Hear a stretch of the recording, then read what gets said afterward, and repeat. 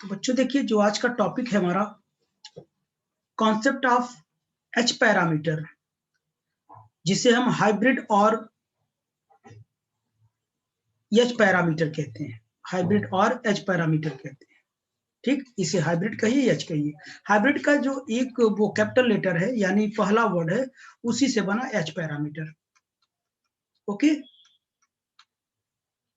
तो आइए देखते हैं हम लोग। अभी मैंने थोड़ी देर पहले बताया, तो हमें पता है कि जो ट्रांजिस्टर का आविष्कार हुआ वो 1947 या 1948 में हुआ। एग्जैक्ट डेट किसी में 47 लिखा होता है, 48 में लिखा होता है बुकों में, ठीक है ना। तो ट्रांजिस्टर का जो आविष्कार हुआ वो इस ईयर में हुआ। तो इस ट्रांजिस्टर के आविष्कार होने से पहले हम वैक्यूम ट्यूब का यूज करते थे। वैक्यूम ट्यूब का यूज करते थे। आपको पता है वैक्यूम ट्यूब ना? वैक्यूम ट्यूब का यूज करते थे। वैक्यूम ट्यूब में क्या होता था? एक कैथोड होता था, एक एनोड होता था, और तीसरा क्या होता था? ग्रिड होता था। अगर जो पुराना स्टूडेंट होगा, पढ़ा होगा, तो उसको पता होगा इस टाइप का रहता था। ये फिलामेंट लगा होता था, कैथोड लगा होता था, ऐसे बना होता था। एक यहाँ से प्लेट बनी होती थी और यहाँ ये ऐसे बना होता था। ये कैथोड होता था जो इलेक्ट्रॉन इमिट करता था, ये जो रिसीव करता था एनोड होता था, और ये कंट्रोल करता था ग्रिड होता था। वैक्यूम ट्यूब था। वैक्यूम ट्यूब के बाद पहले यही यूज करते थे। उसके बाद ट्रांजिस्टर आया, जिसे हम पीएनपी या एनपीएन कहते हैं, इमिटर बेस कलेक्टर, ठीक है ना। तो इससे पहले हम लोग यही यूज करते थे, वैक्यूम ट्यूब का यूज करते थे। तो इसके खोज होने से पहले वैक्यूम ट्यूब का खोज करते, वो वैक्यूम ट्यूब का जो एनालिसिस करते थे हम लोग, ठीक है ना। तो इसका वैक्यूम ट्यूब का एनालिसिस करने के लिए हम लोग क्या करते, दो पैरामीटर का यूज करते थे। एक जेट पैरामीटर था, दूसरा क्या था? Y parameter. जेट पैरामीटर को अभी मैंने क्या बताया? Impedance parameter. और दूसरा वाई मतलब एडमिटेंस पैरामीटर। आपको लिखना कुछ नहीं, सब लिख चुके हैं। एडमिटेंस पैरामीटर, ठीक है ना। और ये जेड क्या, इम्पीडेंस क्या होता है मैंने बताया। अगर किसी सर्किट में रेजिस्टेंस लगा हो, कैपेसिटर हो, इंडक्टर लगा हो, इन सब के कारण, एक साथ सब के कारण जो रेजिस्टेंस ऑफर्ड होता है सर्किट में, उसे बोलते हैं इम्पीडेंस बोलते हैं। रेजिस्टेंस ही होता है, लेकिन अकेले नहीं, सबके कारण होता है, कई कंपोनेंट्स के कारण होता है। अगर केवल रेजिस्टेंस के कारण होता है तो उसे हम लोग क्या बोलते हैं? रेजिस्टेंस बोलते हैं। केवल रजिस्टर के कारण होता है, रेजिस्टेंस बोलते हैं। सबके कारण होता है, इम्पीडेंस कहते हैं। और इम्पीडेंस का क्या जस्ट अपोजिट क्या होता है? रेसिप्रोकल क्या होता है बताइए? एडमिटेंस होता है। जैसे रेजिस्टेंस का रेसिप्रोकल कंडक्ट, वो ये नहीं होता है, जी होता है ना, इसका कंडक्टिविटी, ठीक, जी 1/r।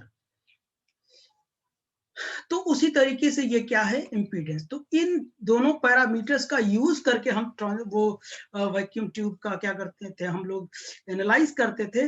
लेकिन फिर भी कुछ समस्याएं आती थी, एनालाइज करने में थोड़ा दिक्कत होता था, ठीक है ना।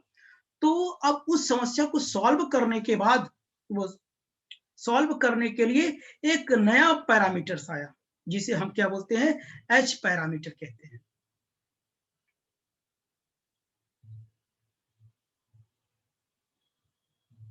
और हाँ, और इस पैरामीटर को यूज करके हम ट्रांजिस्टर को एनालाइज नहीं कर पाते थे, ठीक है ना। इनको यूज करके हम ट्रांजिस्टर को एनालाइज नहीं कर पाते थे। तो एक नया पैरामीटर है, जिससे क्या बोलते हैं? एच पैरामीटर्स कहते हैं। क्या बोलते हैं बच्चों? H parameter. और ये एच मतलब हाइब्रिड होता है। हाइब्रिड मतलब क्या? Mixture of constant heavy different circuits. यानी ये क्या होता है कि मिक्सचर होता है, ठीक है ना। कांस्टेंट, हैवी, डिफरेंट सर्किट्स का क्या होता है, ये सब मिक्सचर होता है, तो उसी को हम लोग क्या बोलते हैं, एच पैरामीटर कहते हैं। ठीक, तो आइए देखते हैं। और एक बात और, it is applicable of two port network. ये क्या होता है, टू पोर्ट नेटवर्क होता है। वो कैसे होता है, आइए सबसे पहले मैं जो मेंशन किया हूं, जो लिख दिया हूं मैं, उसके बारे में थोड़ा स्टडी करते हैं हम लोग। ठीक, तो यहाँ देखिए, तो कॉन्सेप्ट ऑफ एच पैरामीटर, अब ये लिखने वाला काम है आपका। Concept of H parameter, two port representation of transistor. Okay, two port क्यों बोलते हैं, अभी देखना। टू पोर्ट इसमें यूज होता है। Transistor is a 3 terminal device, but for practical purpose it need 4 terminal. तो ये क्या होता है, ट्रांजिस्टर 3 टर्मिनल डिवाइस होता है। आपको पता है इमीटर बेस कलेक्टर होता है ना, ये क्या होता है, emitter base collector.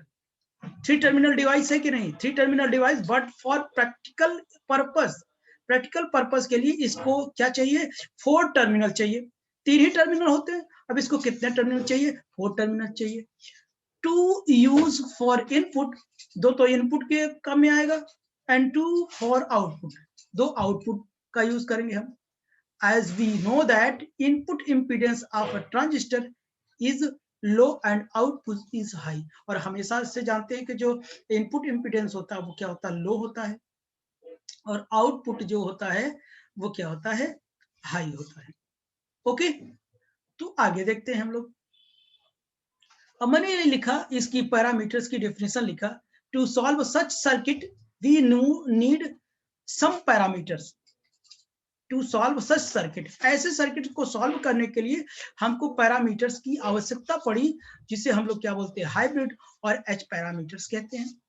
Why use H parameters, parameters use क्यों करते हैं हम लोग, पैरामीटर्स यूज क्यों करते हैं, तो देखिए क्यों यूज करते हैं। We use H parameters to describe transistor, parameters का यूज करके हम क्या करते हैं, ट्रांजिस्टर को डिस्क्राइब करते हैं, because they have following advantage. क्यों यूज करते हैं, क्योंकि कई एडवांटेज होते हैं, इससे कई लाभ मिलते हैं हमको। तो पहला लाभ क्या होता है, H parameters are real number. पहली बार तो ये क्या होता है, रियल नंबर होता है, up to radio frequency, radio frequency के ऑर्डर का क्या होता है, ये रियल नंबर होता है। ठीक, second, H parameter are easily to measure, H parameter are easy to measure. H parameter measure करने में क्या होता है, थोड़ा आसानी होती है, अच्छे से मेजर कर। Third, H parameters can be determined from the transistor characteristic curve. और एच पैरामीटर को कैसे डिटरमाइन करते हैं, ट्रांजिस्टर कैरेक्टरिस्टिक कर्व से डिटरमाइन कर सकते हैं। एक लाभ तो ये हो गया। नेक्स्ट नंबर देखता हूं, 4 number, they are convenient to use circuit analysis and design. और ये क्या करते हैं, सर्किट को एनालिसिस कर सकते हैं और डिजाइन कर सकते हैं अच्छे से, सिंपल तरीके से। 5th number, readily supplied by the manufacturer। ठीक है ना, readily supplied by the manufacturer, manufacturer readily supply कर सकते हैं। ठीक है ना, अच्छा अब देखो, अब यहां से हमारा स्टार्ट हुआ। For a 2 port linear network there are 4 hybrid parameters.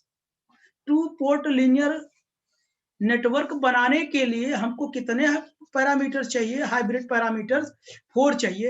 एक H11 चाहिए, दूसरा H12 चाहिए, तीसरा H21 चाहिए, और चौथा क्या चाहिए, H22 चाहिए।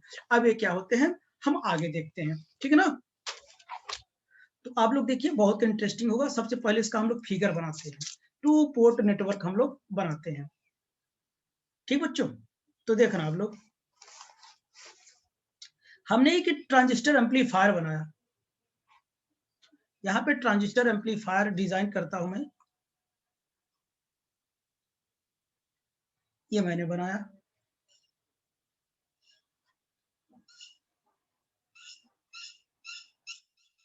देखो कहानी सुनो, अभी तो थोड़ा लिखने उखलेने वाली बात थी। ट्रांजिस्टर एम्पलीफायर क्या है, ट्रांजिस्टर एम्पलीफायर है। ठीक, तो यहां पे मैं क्या करता हूं, 2 पोर्ट नेटवर्क बनाना है, मतलब टर्मिनल कितने होंगे, 4 होंगे। तो इनपुट का काम करेंगे और 2 आउटपुट का काम करेंगे, ठीक ना। तो उसके लिए हम लोग क्या करते हैं, डिजाइन करते हैं। इसमें लिख सकते हैं 4 पोल ब्लैक बॉक्स लिख सकते हैं। तो यहां पर देखिए, यहां पर मैंने बना दिया, यहां पर पोर्ट ये 1 हो गया और ये पोर्ट कितना हो गया, 2 हो गया, ठीक।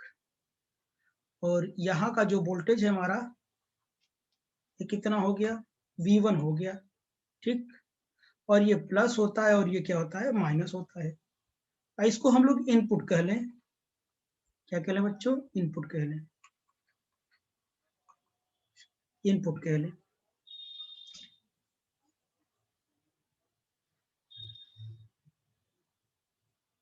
इसे 4 पोल ब्लैक बॉक्स भी बोल सकते हैं, ठीक ना। जगह नहीं मेरे पास, इसलिए सब कुछ मेंशन नहीं करूंगा। ये क्या हो जाएगा, ये प्लस हो जाएगा, ये माइनस हो जाएगा, ये V2 हो जाएगा हमारा, और ये क्या हो जाएगा, पोर्ट 2 हो जाएगा। इधर वाला पोर्ट 2 है ना, पोर्ट 2 है, इधर पोर्ट 1 है, इधर पोर्ट 2। मैंने बताया ना 4 पोल होते हैं, 2 पोल इधर है, 2 पोल इधर है। तो यहां पे क्या हो जाएगा, ये पोर्ट 2 कहिए या तो आउटपुट कहिए, आउटपुट कहिए, एनी प्रॉब्लम। अब देखिए यहां से करंट क्या करेगी, इन करेगी, करंट क्या करेगी, इन करेगी।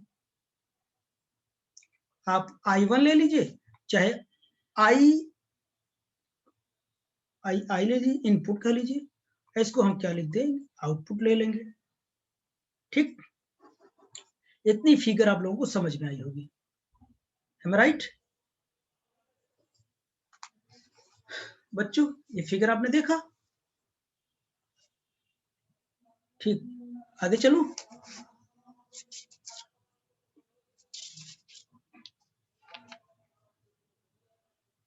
इसकी डायरेक्शन उल्टा है भैया,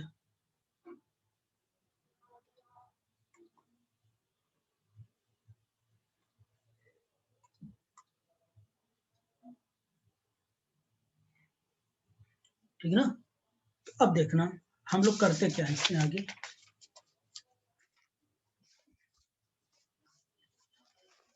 उस साइड लिखूं, ये फिगर देखते रहना आप लोग ना। देखिए, let a linear network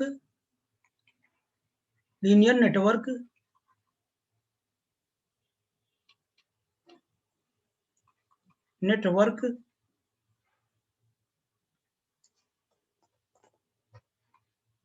network shown in figure, shown in figure, figure में आप देख सकते, ठीक। Where input voltage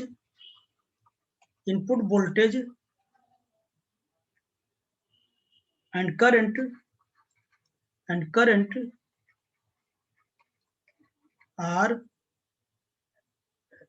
V1 and I1, कौन इनपुट की बात कर रहा हूं,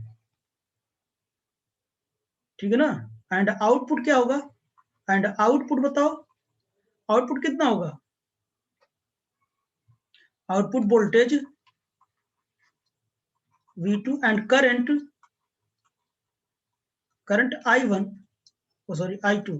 यहां देखो फिगर में इनपुट वोल्टेज V1 है और करंट क्या है, I1 है, और आउटपुट वोल्टेज V2 है, करंट कितना है, I2 है। मैंने वही तो लिखा वहां पे ना। तो आगे देखना आप लोग, इतनी बात हो गई। अब देखो हम लेट कर लेते हैं, let V2 and I1 are independent variable. ये दोनों इंडिपेंडेंट है, यानी ये किसी पे डिपेंड नहीं करते variable. And V1 and I2 are dependent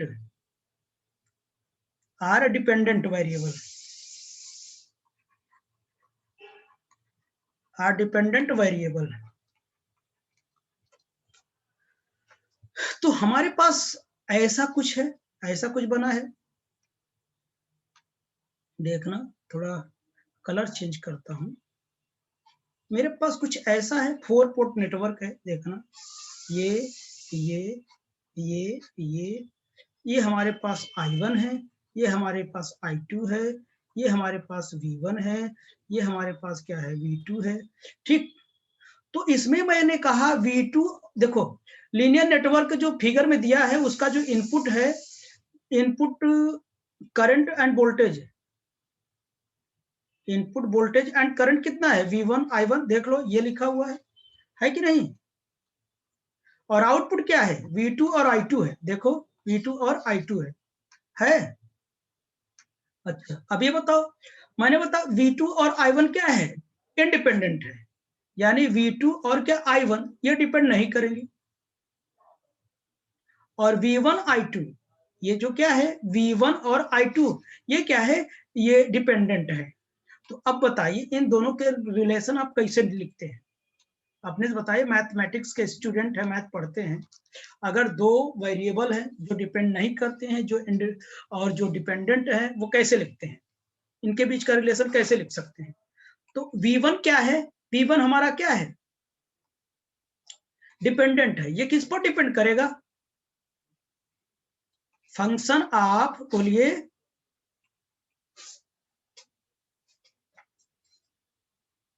नहीं बताओगे,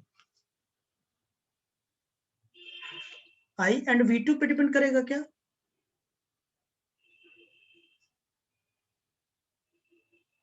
मतलब I1 और क्या V2 पे डिपेंड करेगा। ये V1 किस पर डिपेंड करेगा, ये इन्हीं दोनों पे तो डिपेंड करेगा। इसी के फॉर्मेट में आप इक्वेशन क्या करते हैं, लिखते हैं। ठीक, अच्छा बताइए, अब मैं क्या लिखूं दूसरा, भाई ये डिपेंडेंट जो इक्वेशन होता है ये इस टर्म में लिखा जाता, तो I2 बताइए कैसे लिखूं मैं, I2 में क्या लिखूं, नहीं बताओगे, I1 कामा V2 लिखूं, इसी के टर्म में तो दोनों रहेंगे ना। ये V1 क्या है, ये डिपेंडेंट है, ये इंडिपेंडेंट है, यानी I1 V2 का फंक्शन होगा V1 और I2 का। ठीक, अगर ये दोनों फंक्शन बन गए तो आइए हम आगे देखते हैं। इतना बन गया ना बच्चों। अच्छा, अब देखना, हम इसको क्या करते हैं, डिफ्रेंशिएट कर देते हैं। आगे मैं चलता हूं, यही मैं एक बार और लिख देता हूं। V1 हमारा कितना मिला, f of I1 comma V2 and, और I2 कितना मिला, बोलो, नीचे ही लिखता हूं, I2 कितना मिला, f of I1 comma V2। हम इसको डिफ्रेंशिएट करता हूं, ऑन डिफ्रेंशिएटिंग,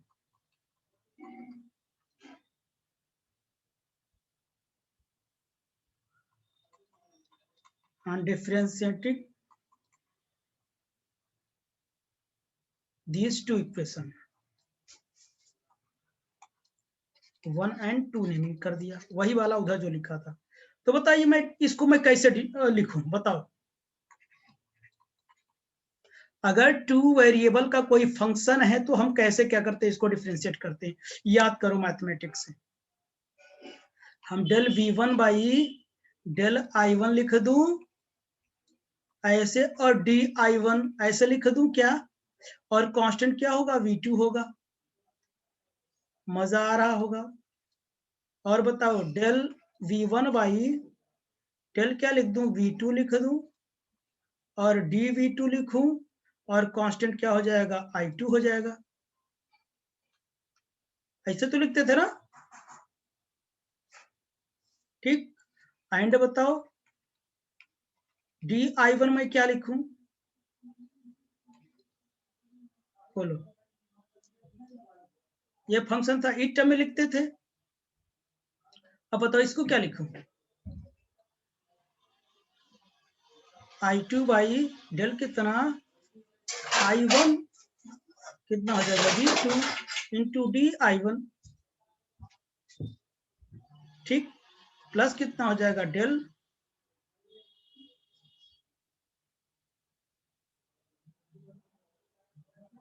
डेल कितना हो जाएगा, I1 बाई डेल V2, ये कितना हो जाएगा dV2, और I1 कांस्टेंट हो जाएगा।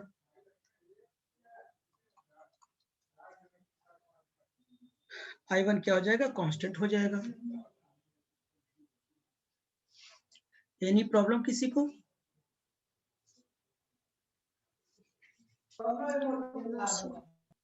नहीं ना? चलिए, ये तो इक्वेशन आप देख लो। अच्छा, ये देख रहे हो ना, यानी ये थर्ड हो जाएगा और ये क्या हो जाएगा, फोर्थ हो जाएगा। एक बार ठीक, अब इसको सही कर लो। यहाँ क्या 2 है, यहाँ भी 2 रहेगा, क्योंकि ये 2 था ना इसका। ठीक, अब चलिए, अब ये सही हो गया। ठीक, इसलिए चेक करने के लिए दिया। अब देखो, ये दोनों इक्वेशन को मैं क्या लिख सकता हूँ, फ्रॉम 3 and 4, ध्यान सुनना, from equation third and fourth, बताओ क्या लिखूं। देखो, मैं इसको लिखूंगा V1 बराबर H11 I1, क्या लिखूंगा, H11 I1 plus H12 V2, और I2 मैं क्या लिखूंगा, H21 I1 plus H22 V2। देखो मैच कराओ उसे, I1 V2 I1 V2, देख लेता हूं एक बार। देखो I1 V2 I1 V2, सही है ना? ठीक, अच्छा, तो इसी की जगह तो मैंने रखा, यहाँ देखो, इसी की तो वैल्यू मैंने पुट किया। ये देखो इसकी वैल्यू, इसको मैंने H11 दिया, इसको H12 दिया, इसको कितना H21 दिया, इसको H22 दिया। समझ गए नहीं? इसकी जगह मैं रख दिया।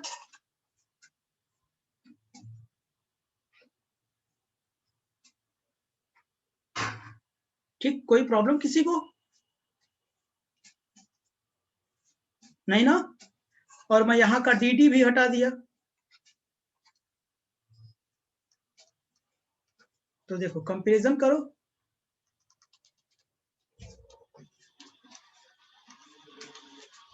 तो अब बताओ यहाँ पर तो है ना, तो बताइए इन दोनों इक्वेशन से बताओ क्या हो जाएगा।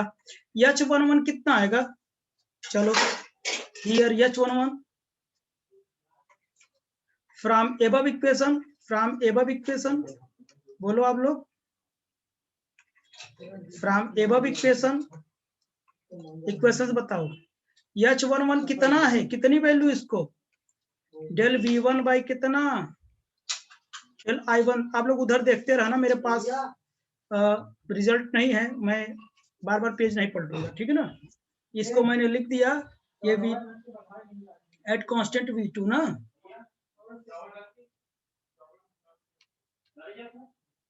देखना मैं इसको V2 बराबर 0 क्यों लिख रहा, वही अभी समझना।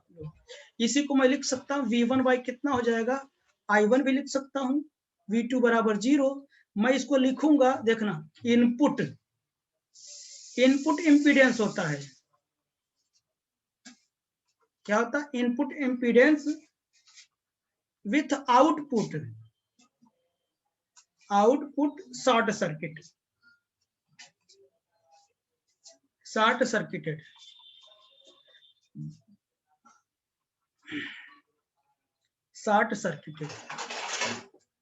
और इसको रिप्रेजेंट किससे करते हैं, HI से रिप्रेजेंट करते हैं।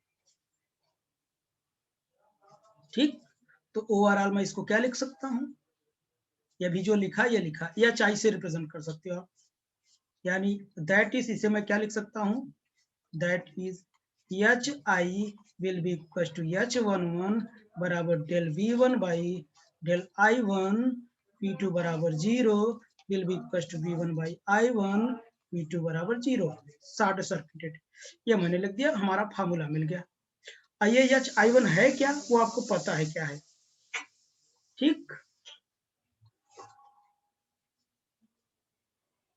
क्या है ये, इनपुट इम्पीडेंस है, इसको HI से, कब, जब आउटपुट क्या होगा, शॉर्ट सर्किट होगा। आपको डाउट है क्या कहां से आया? देख लो, शॉर्ट सर्किट कर दो।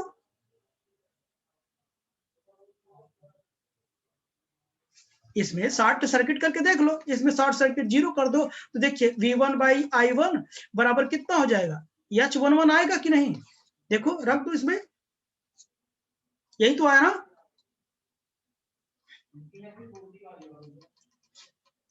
बीच में मैं बोलूं तो बोल दिया करो थोड़ा तुम लोग। अच्छा, दूसरा नंबर H12 की बात करता हूं। तो H12 की बात होगी तो होगा क्या? Del V1 by del V2 I2 वो I1 कितना होगा? 0 होगा। I1 कितना होगा? 0 होगा। I1 0 होने का मतलब क्या है? ये रिवर्स वोल्टेज है, इसको हम V1/V2 भी लिख सकता हूँ, ठीक है ना। I1 बराबर 0, I1 बराबर 0। ये क्या है? Reverse, reverse voltage, reverse voltage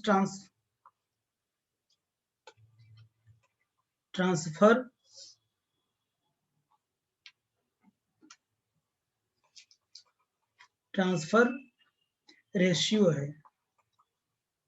लेकिन क्या अब with input part is open circuit. Open circuit क्यों? I कितना है? 0 है। और इसी को हम लोग किससे रिप्रेजेंट करते हैं? HR, रिवर्स कहते हैं ना।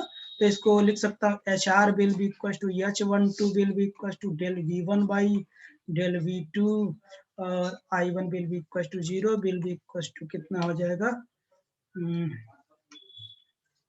Will be equal to V1 by V2 लिख दिया और I1 कितना हो जाएगा हमारा? 0 हो जाएगा, ठीक है ना।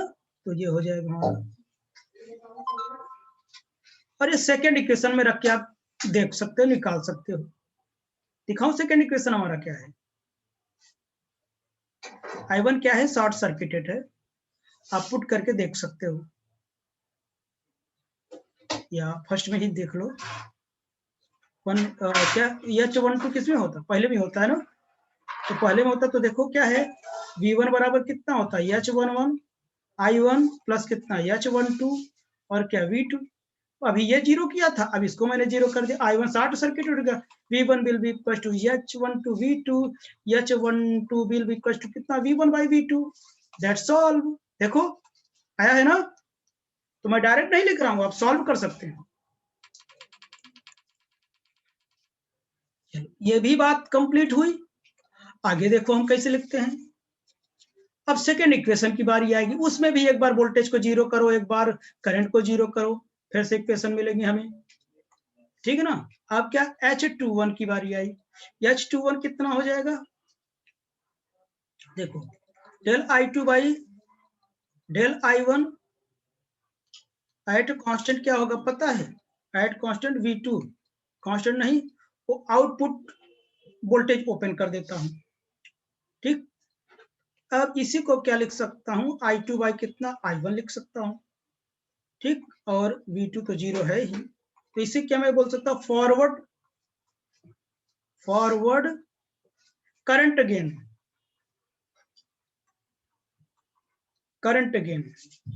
With output short circuited, with output short circuit मतलब ओपन रहेगा, मतलब V2 0 रहेगा। इसे हम बोलते हैं HF बोलते हैं। ओवरऑल HF बराबर लिख क्या सकता हूं? Forward HF will be equal to H21 will be equal to del I2 by del I1 V2 0 है बराबर I2 बाई I1 कितना? V2 कितना है? 0 है। इसको हम लोग ऐसा लिख सकते हैं। देखो 3 डिफिनेशन हमको मिली, तीसरा पैरामीटर्स है। ये पैरामीटर्स कैलकुलेट कर रहे हैं हम।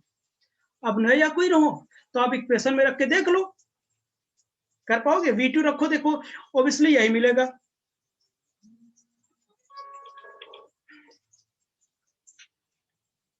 तो बताइए ये V2 will be equal to कितना होता है? इसमें तो मिलेगा नहीं, दूसरे मिलेगा I2। तो I2 will be equal to कितना है? I2 will be equal to H21 और I1 प्लस कितना? H22 V2, इतना है ना। अब V2 हम क्या कर दें? हम इसको 0 कर दें। जब 0 कर दूंगा, देखो H21 कितना आया? I2 बाई I1 ही तो आया। देखो ये मैंने लिखा।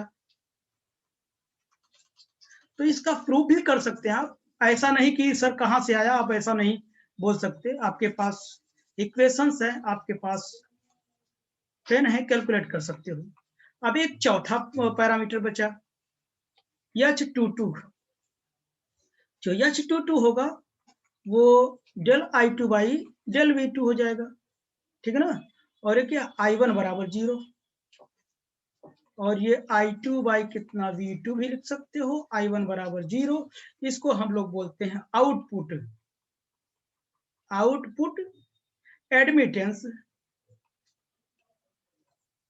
एडमिटेंस, एडमिटेंस बोल सकते हैं। ये क्या होगा? With input part, input part short circuited, short circuited. IC को हम लोग रिप्रेजेंट किससे करते हैं? HO, आउटपुट लिखा है ना। तो बताइए HO will be equal to H22 will be equal to del I2 by del V2, I1 0, I2 by V2, I1 will be equal to 0। ये हो जाएगा। हमारे पास 4 पैरामीटर्स मिल गए, ठीक। 4 पैरामीटर हमको मिल गए। ये 4 पैरामीटर आपने देखा। इन 4 पैरामीटर का यूज करके हम ट्रांजिस्टर को एनालाइज करते हैं, ओके। और इतने पैरामीटर्स मिला दिए, mix up of different type parameters, then this parameters is known as hybrid parameter। hybrid मतलब डिफरेंट चीजें मिलाकर उसको बहुत इजी कर दिया जाता है। जैसे आप लोग देखते हैं ना गांव में हाइब्रिड सब कुछ बोया जाता है। हाइब्रिड क्या होगा? हाइब्रिड भिंडी हो गई, हाइब्रिड ककड़ी खीरा हो गया ना, सब हाइब्रिड मिक्सअप करके थोड़ा उसमें एडवांटेज मिलता है, जल्दी से उसका प्रोग्रेशन होता है। चलिए हमारे पास 4 पैरामीटर्स हैं, कौन कौन देखना? H11, H12, H21, H22। और इसको मैंने नेमिंग क्या क्या दिया? और इसकी जो वैल्यू आई किसने लिखी? मैं थोड़ा शॉर्ट वाला लिखूंगा, P1 by I1, P1 by I1 क्या? V2 इसमें 0 होगा। ये कितना आया? V1 बाई V2 आया। और ये क्या है? I1 इसमें 0 था, और ये कितना आया?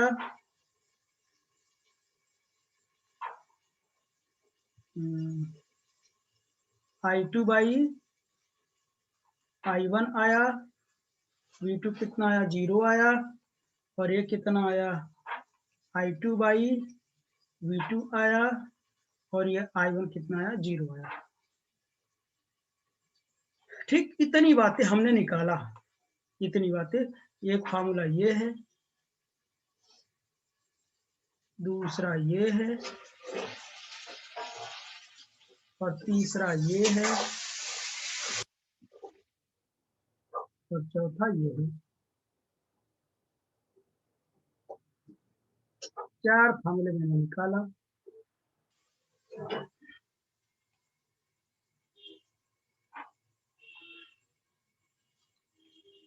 H22, ये 4 चीजें हमने निकाला, ठीक ना। अब देखना इसमें देखना है, इसी को मैंने क्या नाम दिया? इसी को HI दिया, इनपुट। इसको मैंने क्या नाम दिया? HR दिया, यानी रिवर्स वोल्टेज ना। और उसके बाद इसको क्या दिया, HF दिया फॉरवर्ड, और इसको क्या दिया हमने, HO दिया। ठीक है ना, ठीक बच्चों। अब देखिए इसकी जो यूनिट आएगी, यूनिट सबकी यूनिट देख लो, यूनिट आएगी, यूनिट सबकी कितनी होगी, H11 की यूनिट क्या होगी बोलो, बहुत इंपॉर्टेंट चीज है, ओम आएगी। ओम क्यों आएगा, सारी दुनिया जानती है V/I क्या होता है, रेजिस्टेंस होता है ना, इसलिए। और इसकी यूनिट कोई बताएगा, H12 ये क्या है, यूनिटलेस है, यूनिटलेस है। इसकी बताओ, ये भी क्या है, अरे आई कट जाएगा, यूनिटलेस है। इसकी यूनिट बताओ कि क्या हो जाएगा,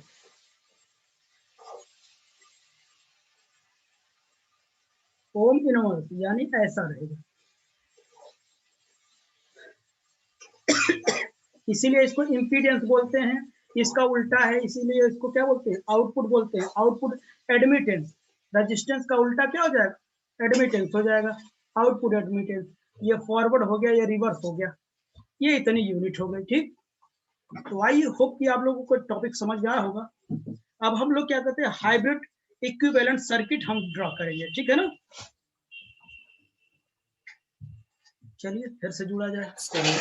S0 को क्या बोलेंगे, तो S0 को, जैसे HI है तो इनपुट है, हाँ इसको हाँ सुन लो, हाँ आउटपुट एडमिटेंस बोलेंगे, आउटपुट एडमिटेंस, ठीक है ना। और इसको इनपुट ना, उधर सब मैं लिखा दिया हूं ना, इधर देखो, इधर सब मेंशन करवा दिया हूं।